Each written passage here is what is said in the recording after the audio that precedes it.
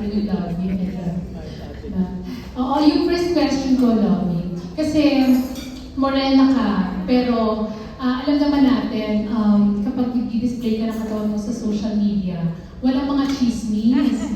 Kaya ang dami talagang naiinggit na ang bongga ni Lovie.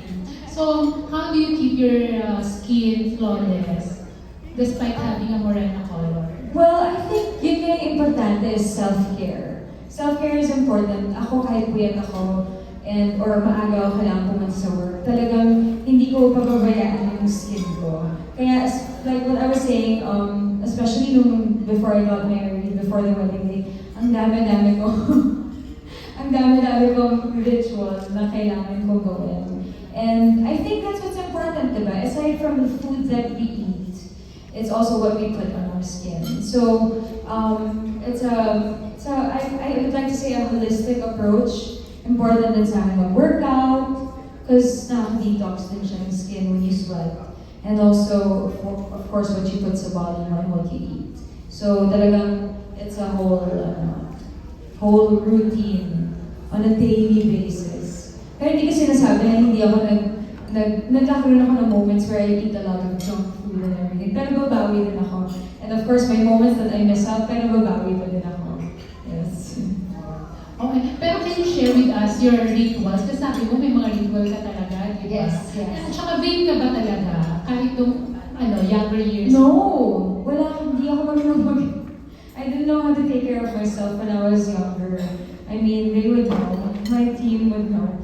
Pero syempre, as you grow older, nagmamature ka, nag-iiba na yung priorities mo. Suddenly, you realize na, oh my God, sunscreen is so important. Number one, as in like, syempre, sana na maaga ko na-realize, pero medyo, but it's never too late. But sunscreen is the most important thing ever.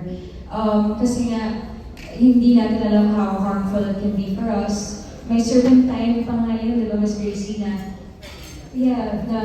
every time, like for example, 30 minutes before you expose yourself, that's when you have to prepare na to put sunscreen. And even when you're indoors, you should be putting sunscreen pa rin because of the UV rays and so many aspects. And alam ko, may mga time from 10 o'clock to 3.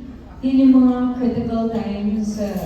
So ang dami mga ganung aspects. So I try to keep those things in mind, especially when I'm on set. It's so important that I always retouch my sunscreen. I actually use the gel one when I'm on set. Yeah, sunblock cream gel. This is the one that I use every time I'm on set kasi nga mabilis siyang ipatong sa makeup.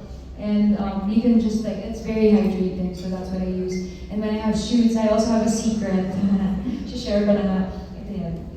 Yes, the sunblock lotion that has makeup tinted. This is the one. Ito na yung secret ko, para walang chismis. Sunblock lotion with makeup. So this is definitely something that I use when I have a photo shoot and I'm wearing a bikini. So, guys, you should try this one. Actually, ang dami yung dapat i-try.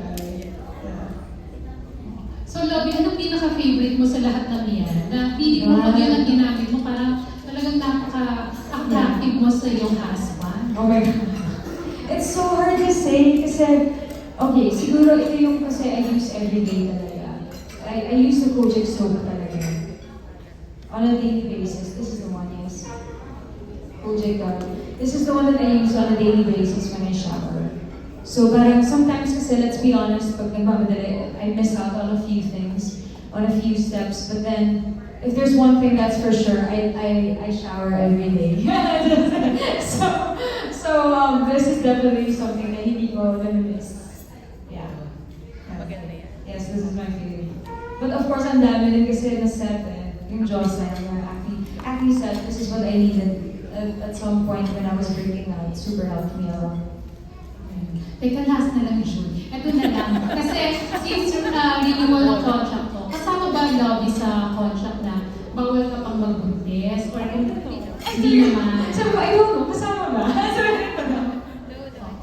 So anytime naman ready ka na to get pregnant? I wanna, siguro, I have so many projects, movies lined up. But if it happens, it happens. And will welcome it completely. It's gonna be a blessing.